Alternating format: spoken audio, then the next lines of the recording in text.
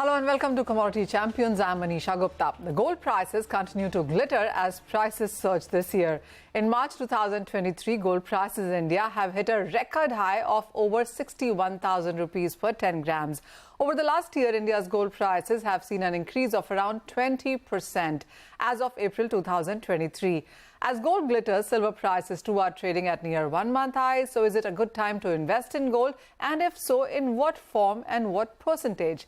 How long should be your portfolio? Should be a short-term or a long-term goal? And what is the outlook for 2023?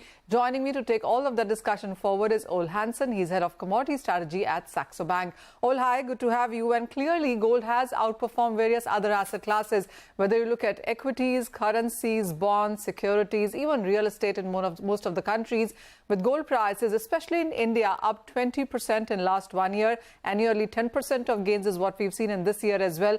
How do you look gold in relation to other asset classes? I still look at gold quite favorably. We have seen the underlying drivers turning more supportive compared with last year, when we saw this big jump in the dollar and we saw a big strong rally in bond yields.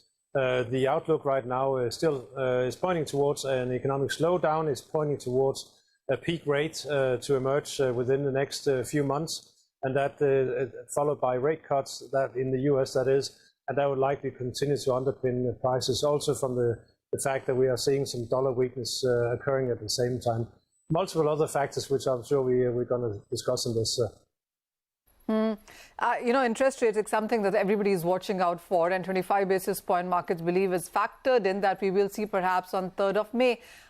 When you talk that when you say that we are nearing peak and we even perhaps could see rate cuts coming in before this year ends, what is your sense on how we're closing this year then in sense of rates? I think we'll close perhaps with pretty close to where we are right now, because I think the market may be a little bit optimistic in terms of how much, in terms of cut they expect.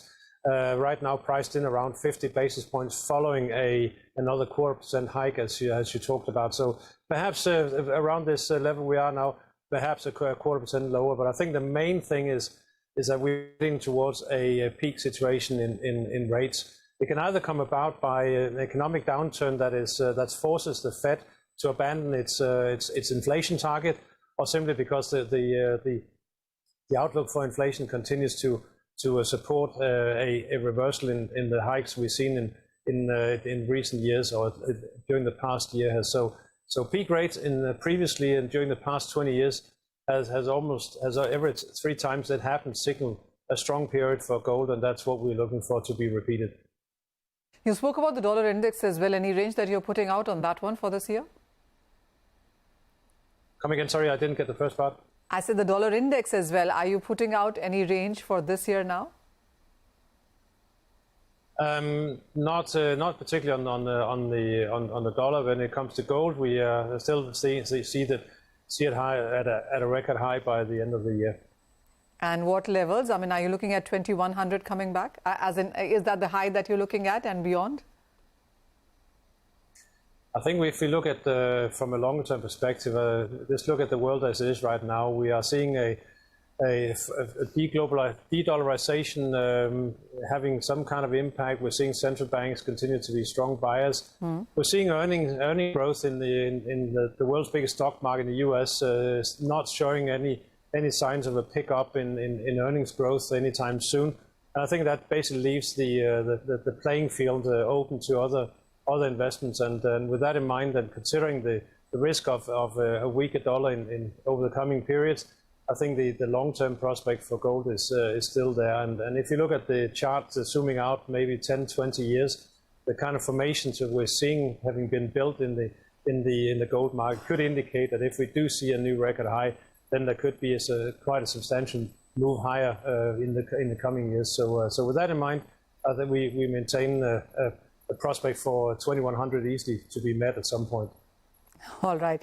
You mentioned about central banks, and yes, last year was a record buying, and this year in the first quarter also the buying has continued. Though, of course, in the month of March, there have been some instances where we've seen some countries, some global banks actually sell gold too. But would you say that this could be yet another year where we would see banks as net buyers of the yellow metal?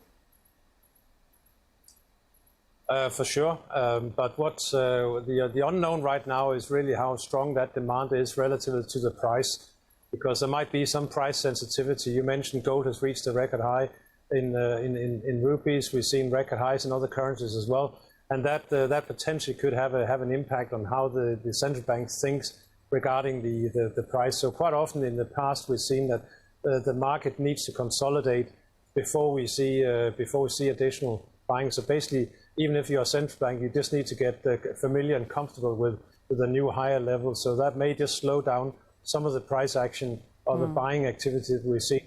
But generally for the year, I see that demand continue.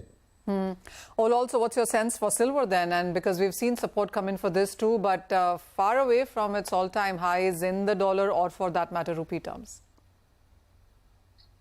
Yeah, and that's what continues to attract the investors. Based looking at gold near a record high, but silver well below its record reached more than a decade ago, and that's continued to attract some demand. I think right now we're missing a little bit the third leg in the silver rally, and that is the industrial metal space.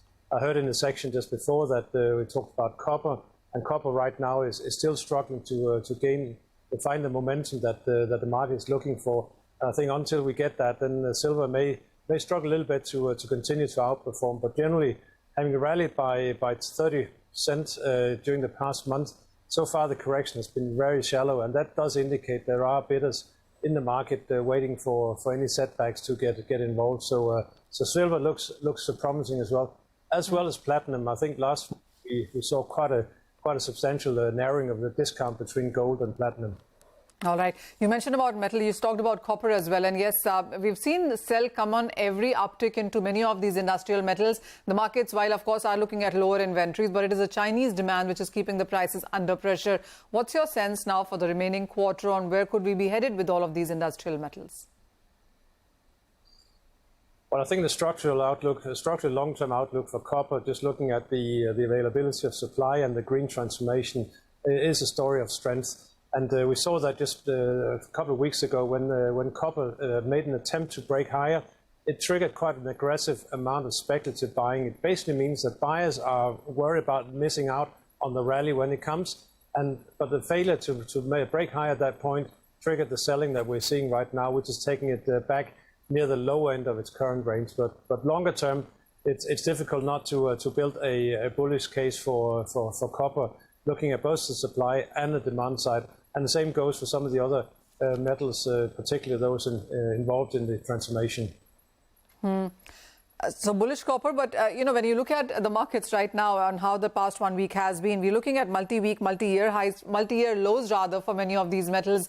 Zinc is trading at a 2-year lows. You have steel and iron ore trading at 4- and 5-month lows, multi-week lows, as I said, for aluminum, zinc, and copper and nickel as well.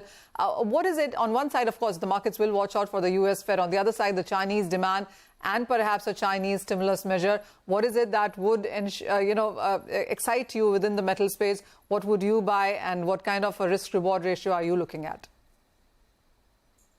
I would buy as I mentioned, the green transformation metals, because the electrification of the world will only continue to gather momentum. And that basically means that those metals that are involved in that space, that will be nickel, that will be copper, they will continue to attract strong demand. You mentioned iron ore, and iron ore is a very China-centric commodity, 70% going to China, and we're seeing a slowdown in steel production, steel demand. We're also seeing the government stepping up its efforts to quell speculative trading in the contract. So it's been drifting lower at a time where you normally see strong demand, and I think it highlights what's happening right now with the recovery in China. It's not a recovery based on the same drivers as we've seen in the past. It's not going to be as commodity heavy as we've seen in the past. So that basically means it's not steel and concrete that you should be looking at. You shouldn't be looking at some of the more finer metals. And again, I'll point out something like copper, because the green transformation is also ongoing in China. Absolutely, and that is where you have the best of the fundamentals as well, but buying into gold, silver and platinum as well. Ol, thank you so much for joining us with your sense on all of those metals, especially precious metals as well, where you are quite bullish going forward from here. But with that, we'll head into a short break, but don't go anywhere. When we come back, we'll talk about more gold some more. We'll tell you on what, how much and where should you have gold in your portfolio.